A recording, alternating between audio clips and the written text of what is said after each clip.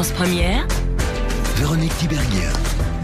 Anonymat et droit à l'oubli sur Internet, agression verbale, propos haineux, violence sont légion sur les réseaux sociaux, fake news, propos déformés, informations décontextualisées et parfois même retravaillées en fonction des personnes qui vous l'envoient. Lutter contre les fake news et les propos haineux, c'est l'objectif que voudrait atteindre Emmanuel Macron en France et c'est sur ces faits qu'il se base pour pouvoir faire avancer une levée progressive de tout anonymat sur Internet, avec des avis très contradictoires d'ailleurs en ce qui concerne cette proposition de loi qui a été faite. Proposition de loi qui, elle, est passée en Allemagne sous une forme un peu différente, mais il faut savoir qu'en Allemagne, la loi qui s'appelle NetzDG, dite de contrôle des réseaux sociaux, impose par exemple aux plateformes du web de supprimer en moins de 24 heures les contenus manifestement illégaux, c'est ce que dit la loi, manifestement illégaux, qui seraient signalés. En cas de manquement, il y aurait des amendes qui peuvent s'élever jusqu'à 50 millions d'euros. Alors, il y a beaucoup de critiques aussi sur cette loi qui ne pointe pas suffisamment et n'explique pas suffisamment ce que veut dire, par exemple, manifestement illégaux. Et cette loi entre parfois en contradiction avec les lois sur la liberté d'expression, qui est aussi chère à beaucoup d'entre nous. Alors, on va parler de cet anonymat aujourd'hui pour essayer de comprendre si effectivement cela pourrait être une arme efficace pour lutter contre les propos haineux, les fake news et autres débordements d'Internet, ou s'il y aurait d'autres voies plus intéressantes à explorer. Pour en parler autour de la table, on a invité deux spécialistes de la question. Le premier est très concerné par le sujet puisque Média Animation essaie justement d'éduquer à une meilleure utilisation de tout ce qui est média, donc y compris le numérique et Internet.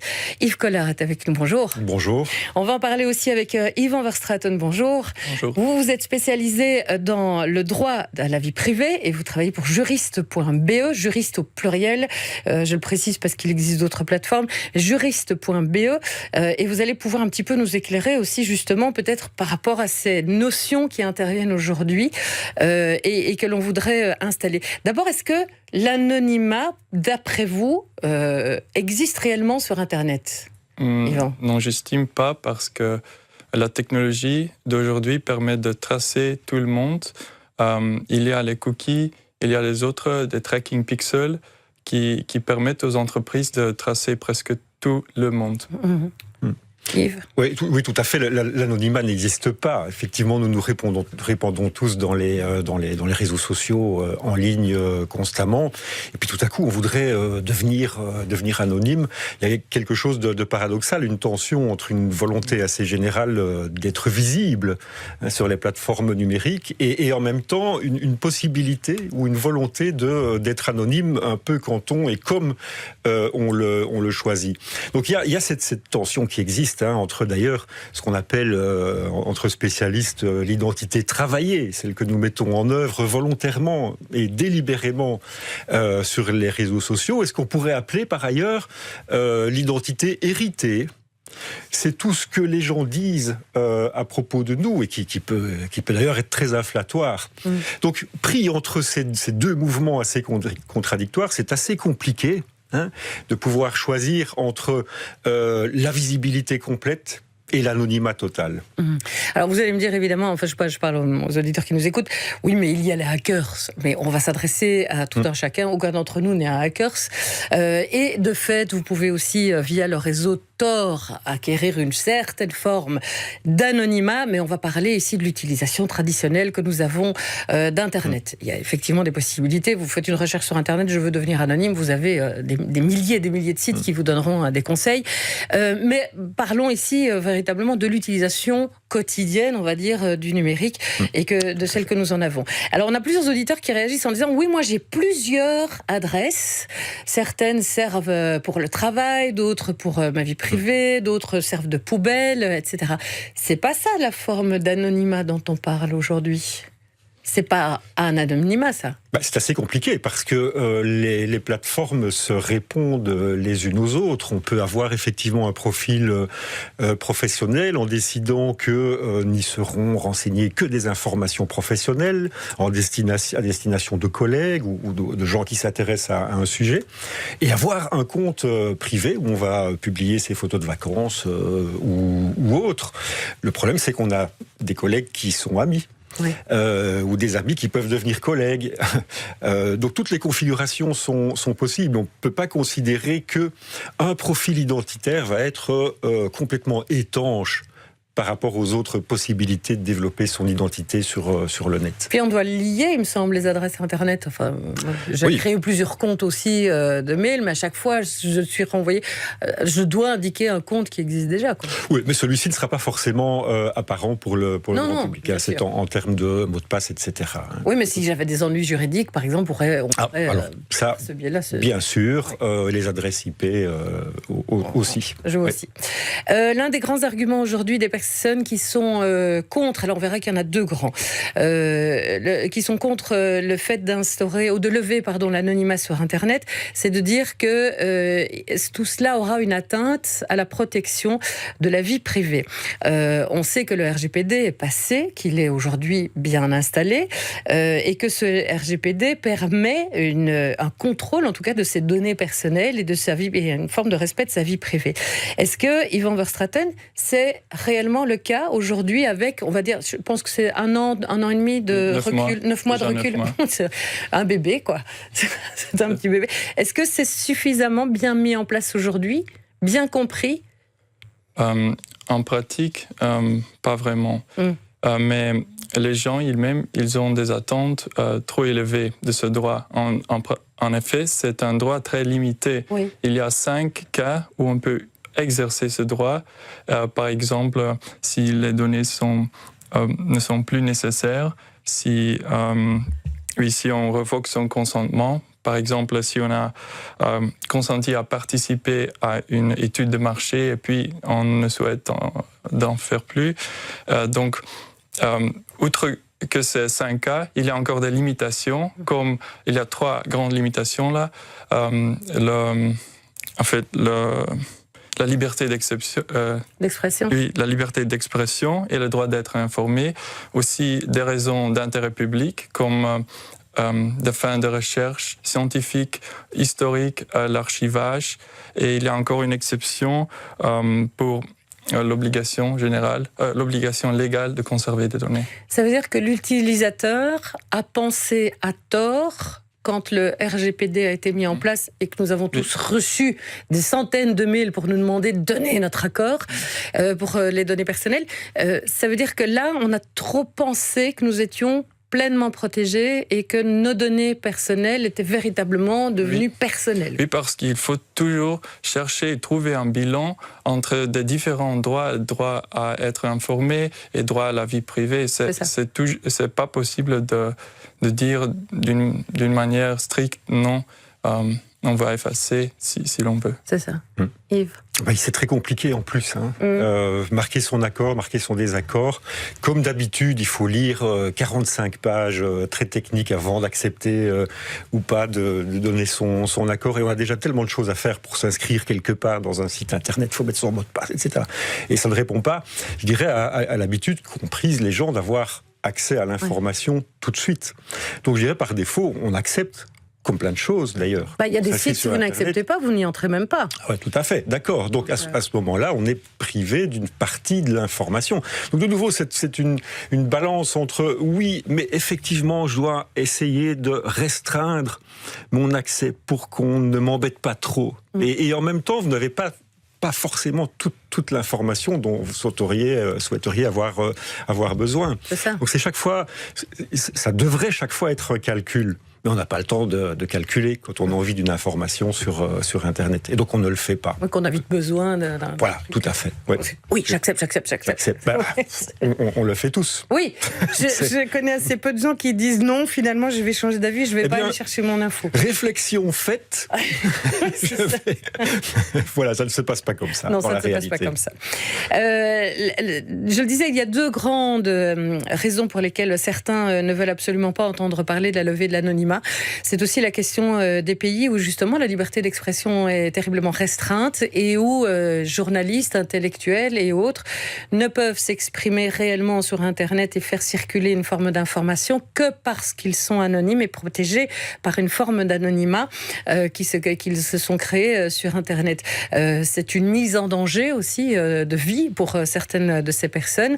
Et donc, la question était de savoir comment protégerons-nous suffisamment, dans ce cas-là, des personnes qui œuvrent pour la démocratie, la liberté, dans des endroits du monde où elle n'est pas défendue, où elles ne sont pas défendues suffisamment. On va revenir aussi sur les témoignages de nos auditeurs, si vous le voulez bien, dans quelques instants. Tendance première. Moustapha nous dit l'Internet est une source riche en informations dont on ne peut pas se passer. Personnellement, je réagis aux propos haineux positivement en essayant de corriger la personne si elle persiste. Je l'ignore en montrant un bon exemple à d'autres lecteurs de ce type de messages. Mais de rajouter aussi qu'il faut s'habituer aux injures, propos haineux sur le net. Les personnes qui crachent leur haine via les réseaux sociaux souffrent souvent d'un manque d'éducation. Le rôle des médias qui pénètrent dans les foyers, dans l'école, qui accueillent nos enfants et des parents, de corriger le tir, de ne pas laisser séchant au discours haineux prôné par les extrémistes.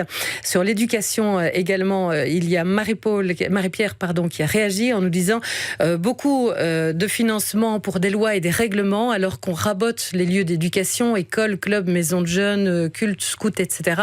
On remplace l'éducation par des lois, nous dit Marie-Pierre. C'est pour ça qu'on a voulu que Média Animation soit là aussi, parce que on s'est posé la question de savoir si effectivement, à la place de la loi, il ne faudrait pas aussi quand même, peut-être même plus, miser sur une forme d'éducation. Exactement, quoique l'éducation ne va pas résoudre tous les problèmes. Non, mais c'est l'éducation de tout le monde, l'école, les parents... Mais les deux auditeurs ont entièrement raison. Hein. Et effectivement, c'est une question d'éducation. Je précise, pour répondre à un des deux auditeurs, que les lois existent déjà. Hein. La liberté d'expression est quand même limitée à un certain nombre de choses. On ne peut pas produire des propos haineux, on ne peut pas diffamer. C'est condamnable, les propos haineux. C'est tout à fait condamnable. Donc les lois existent déjà. Par contre, il est important qu'il y ait une éducation à ces lois. Ou une éducation au comportement raisonnable. Le premier auditeur a tout à fait raison. Effectivement, quand il y a de la haine qui se déverse sur les réseaux sociaux, c'est pas nécessaire d'en rajouter une couche. Hein, c'est même tout à l'honneur de ne pas contribuer à alimenter les propos de haine supplémentaires. Oui. Mais c'est vraiment une question d'éducation. On aurait tort de dire que les réseaux sociaux, par exemple, sont seuls responsables de la haine. Ça n'est jamais qu'un outil, un transport. Par contre, toutefois, malgré tout, la haine est peut-être plus facile à déverser via les espaces numériques parce qu'il n'y a pas la possibilité d'interaction. Si je commence à insulter mon interlocuteur, je vous demanderai que non. Je ne vais pas le faire. Surtout que monsieur est avocat, donc il connaît un peu son métier. Oui. Je vais commencer la phrase par si. Je vais m'apercevoir tout de suite de sa réaction. Je vais pouvoir ajuster le tir en quelque sorte, ce qui n'est pas toujours possible via les réseaux sociaux. On n'a pas son interlocuteur en face de soi, et donc il y a toute une dimension, ce qu'on appelle le paralangage ou le langage non verbal, qui n'est pas disponible et qui aurait pu ou qui pourrait arrêter en fait une dispute, une profusion de propos haineux, etc. Mais je suis pleinement d'accord avec les deux auditeurs dans leurs interventions successives. Yvan ? Donc, la semaine prochaine, et après les attentats, j'ai vu en ligne qu'il y a des sites qui ont des propos très négatifs et ces gens, ils sont dans une sorte de bubble et ils sont tous d'accord que ça va, ces propos sont OK. Mais c'est ça qui est le problème, que les sites créent des bubbles où les gens des réalités qui n'existent pas, en sorte. C'est ça. Ils n'ont pas la pleine conscience de la portée de l'acte qui est d'écrire quelque chose sur Internet et de le diffuser. Ils n'ont pas la pleine... D'autant plus qu'il y a un aspect communautaire. Quand vous diffusez des propos dans un groupe quelconque, vous avez intérêt à être d'accord. Vous avez intérêt à adopter les mêmes normes d'expression, de comportement. Donc finalement, dans un certain nombre de cas, les gens finissent par être haineux, en oubliant qu'ils le sont, pratiquement, en trouvant ça tout à fait normal, puisque à l'intérieur du groupe Facebook, par exemple, tout le monde fait pareil. Donc il y a un effet de... Alors il y a un psychologue qui appelle ça l'illusion groupale. On va avoir l'impression qu'on est tous potes, qu'on est tous amis parce qu'on partage les mêmes convictions et parce qu'on développe les mêmes propos. Ça, effectivement, c'est un point d'éducation aux médias. On a justement Henri qui a réagi en disant si Internet et les réseaux sociaux ont rassemblé tous les cons du monde, il a aussi eu le mérite de rassembler toutes les bonnes initiatives. Tout à fait. Et de créer peut-être aussi, à l'inverse, l'illusion que tout le monde est beau et tout le monde est gentil. Oui, alors voilà, c'est le côté sombre, le côté lumineux de la force, en quelque sorte. Mais il y a très peu, à votre connaissance, j'imagine, très peu d'actions en justice contre des propos haineux, sauf s'il s'agit d'une personne qui est médiatiquement connue ou autre. En général, il n'y a pas beaucoup de plaintes. Oui, il y a... deux voies, deux remèdes qu'on a. On peut porter plainte auprès de l'autorité de protection des données, mais à ce moment, il manque une comité de direction. Donc là, il y a un problème. On peut aussi s'engager dans une procédure devant les cours et tribunaux, mais là, c'est très coûteux et c'est aussi dur et difficile. Et dans ce contexte, je peux encore ajouter que si une personne publique, par exemple un homme politique, veut qu'on va effacer un récit ou son histoire, là, la liberté d'expression, elle est plus importante parce que c'est une homme politique et c'est moins facile de faire effacer ces données. C'est ça.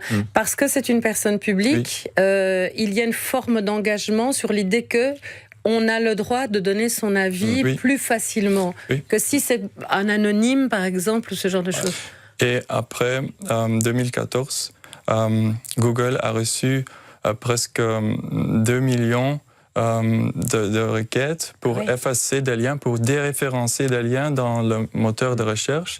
Et Google a décidé de effectivement déréférencer presque 50%. Donc, c'est Google qui décide, c'est Google qui fixe les critères pour décider si on va effacer ou déréférencer ou pas. Mais ça, c'est pas normal, par contre, que ce soit Google qui décide. Il faudrait une base ou un cadre. Ou alors j'imagine qu'ils le font dans un cadre. Il y a un cadre légal, il y a des critères, comme la vie publique d'une personne, comme il y a beaucoup de critères, mais... En première instance, c'est Google qui décide. C'est ça. Oui, effectivement, on peut trouver ça tout à fait curieux que ce soit une firme privée, finalement, qui soit activée pour contrôler ou pour décontrôler nos informations. Alors, c'est pas forcément mieux si c'est l'État qui le fait. Vous parliez tout à l'heure d'État totalitaire. Attention, confier toutes ces données à l'État peut se révéler périlleux. Parce que j'ai rencontré l'autre jour une vieille personne qui m'a dit « Mais moi, vous savez, monsieur, j'ai connu la guerre. » Eh bien, moi, ça me fait peur. Ça me ferait peur que ce soit l'État qui contrôle les données, mes données personnelles. Je voudrais quand même réagir à cette question de personnalité publique. Alors, je ne suis pas un spécialiste en droit, mais c'est déjà compliqué de savoir à partir de quel moment est-on une personnalité publique. Est-ce qu'un footballeur de 3e division nationale est une personnalité publique et quelque part aussi, à travers nos usages des réseaux sociaux, nous essayons, d'une manière ou d'une autre, d'être des personnalités publiques, d'avoir une certaine forme de reconnaissance ou de célébrité. Et donc, nous devons aussi nous habituer à pouvoir prendre de plein fouet l'une ou l'autre critique, pour autant qu'elle ne dépasse pas les cadres de la liberté d'expression. Vous vouliez rajouter quelque chose? Oui, c'est un élément dynamique qui change dans le temps. Maintenant, on est public, on est populaire, mais après quelques mois, ça peut changer. Donc, ce droit change aussi. On a beaucoup de gens qui nous disent qu'il faut avoir le courage de ses opinions, qu'il faut pouvoir admettre que l'on est tel ou tel type d'opinion et pouvoir le défendre, et que donc ça ne sert à rien de se cacher derrière des pseudonymes ou autres. On a un auditeur qui nous dit: les outils disponibles via Internet qui permettent l'anonymat sont bien plus nombreux. On ne peut pas seulement citer tort. Je suis tout à fait d'accord avec lui. Je pense par exemple au VPN. Le VPN est bien critiqué par certains hackers, visiblement. Mais bon, VPN est cité aussi. Par rapport au VPN, ne serait-ce pas intéressant d'ailleurs de mettre en place une législation européenne au lieu de se focaliser sur la législation nationale? Sinon, on pourrait accéder à Internet, par exemple, à la frontière et ainsi contourner les législations du pays. C'est ce qui tend à se mettre en place. C'est pas, la France va pas décider toute seule. Et vis-à-vis de ce qui se passe déjà en Allemagne ou dans d'autres pays, l'Europe va assez vite, je pense, se concentrer sur le... Oui, en Chine, on voit que les VPN sont interdits. Oui. Et donc, c'est très difficile à des personnes à accéder à Facebook, des réseaux, des sites qui sont tous censurés. Et j'estime que régler des VPN, ça peut avoir le même effet. Parce que maintenant, les VPN permettent tout. Elles permettent une forme d'anonymité, pas une complète anonymité, mais... c'est dangereux quand même de prendre des mesures strictes. Aussi strictes. Dans les messages que l'on a reçus personnellement, nous dit Pierre: je ne souhaite pas l'anonymat sur Internet. Surfer anonymement permet de faire n'importe quoi. Il y a déjà assez de dérives comme cela. D'autre part, devoir introduire et retenir une foule de mots de passe pour accéder à certaines pages et certains services, je trouve ça un peu fastidieux. Je serais pour une navigation consciente et affirmée en devant introduire ma carte d'identité, par exemple, dans un lecteur, ou alors avoir un trousseau d'accès unique avec un code, par exemple, pour ne plus devoir introduire à chaque fois ces différents mots de passe. Un réseau social devrait être comme un comptoir de bar. On devrait y discuter à visage découvert. Tendance première, Véronique Tiberghien. André nous dit: supprimer l'anonymat sur Internet, je suis à 100% pour, en commençant par Facebook. Chacun doit avoir la responsabilité de ce qu'il fait passer sur le réseau, et cela vaut mieux que d'en arriver à la censure d'opinions politiques que certains modérateurs de réseaux sociaux virtuels déjà mentionnés pratiquent. Et puis on a quand même cette réaction aussi de Maryse qui est très intéressante et qui nous dit: attention, la plupart des propos haineux ou des fake news qui circulent aujourd'hui sur Internet sont véhiculés par des gens qui s'identifient de manière très correcte. On sait qui a ces propos. Le problème n'est pas de savoir qui est derrière ces propos, mais plutôt de pouvoir les bannir ou de pouvoir au moins les contrôler d'une certaine façon. C'est vrai que peut-être que c'est là que le problème se situe, parce que c'est vrai que des propos haineux, moi j'ai déjà reçu des mails de gens qui n'étaient pas contents. Ils le signent, c'est très bien, mais ça reste... et beaucoup de gens qui aujourd'hui attisent certaines flammes dans la discrimination ou autre sont totalement identifiés.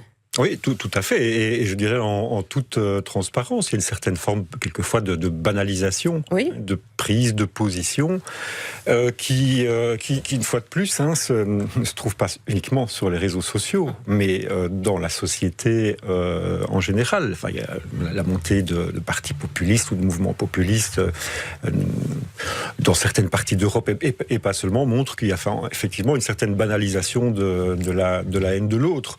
Et donc, du coup, généralement, on fait ça aussi dans les réseaux sociaux en toute transparence, voire même dans une volonté, je vais dire, de prosélytisme. Oui. Alors, dans ce cas, l'anonymat n'est pas très utile.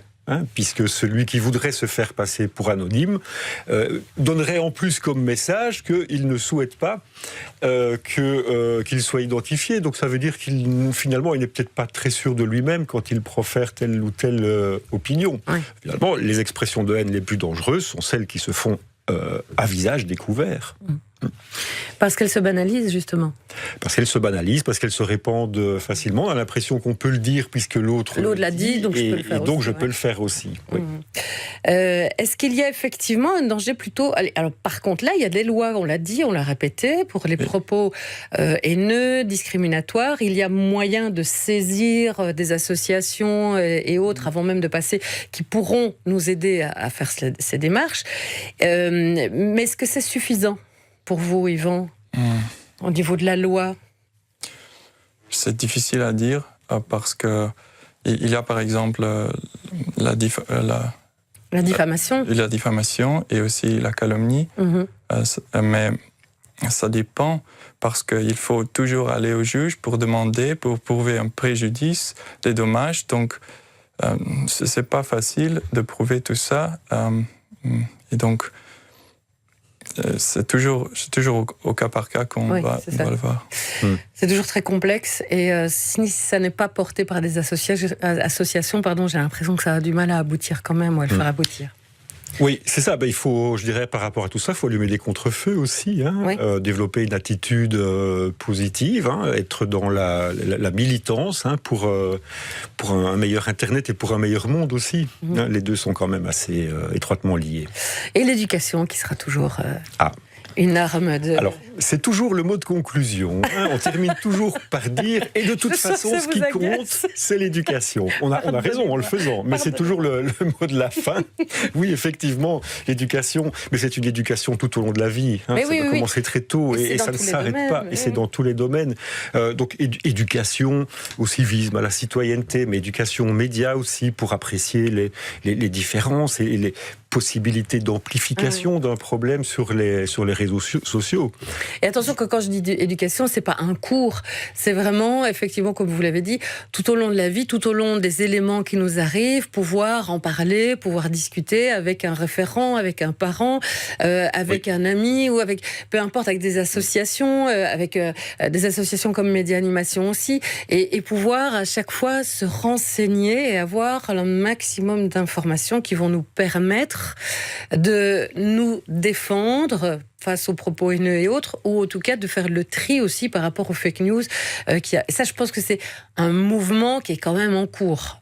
Oui, c'est un mouvement de fond. Donc l'antidote est dans le poison, en fait, en quelque sorte. D'un côté, effectivement, il y a des développements de propos haineux, de fake news, etc. Autour de tout ça, il y a la question de la responsabilité éthique ou la question de la responsabilité sociale. Apprenons à vivre ensemble, en fait. Voilà. Yvan ? En outre que les deepfakes, les fake news, il y a une nouvelle technologie qui s'appelle les deepfakes. Ce sont donc des applications qui permettent de contrôler le visage d'une autre personne. Donc c'est aussi dangereux parce que cela permet une sorte d'anonymité ou une sorte de fraude d'identité. Oui. Et c'est très difficile aux gens de vérifier si c'est vraiment cette personne ou une autre personne. Il faut, cette technologie est tellement avancée qu'il faut un ordinateur pour vérifier. Ça fera l'objet d'une prochaine émission alors. Parce que... Non, une autre émission sur l'éducation. Sur l'éducation, promis. Vous savez quoi, on prend rendez-vous dans 2 mois. Exactement. On laisse passer un peu de temps, on laisse passer les vacances de Pâques, parce qu'on se rend vacances.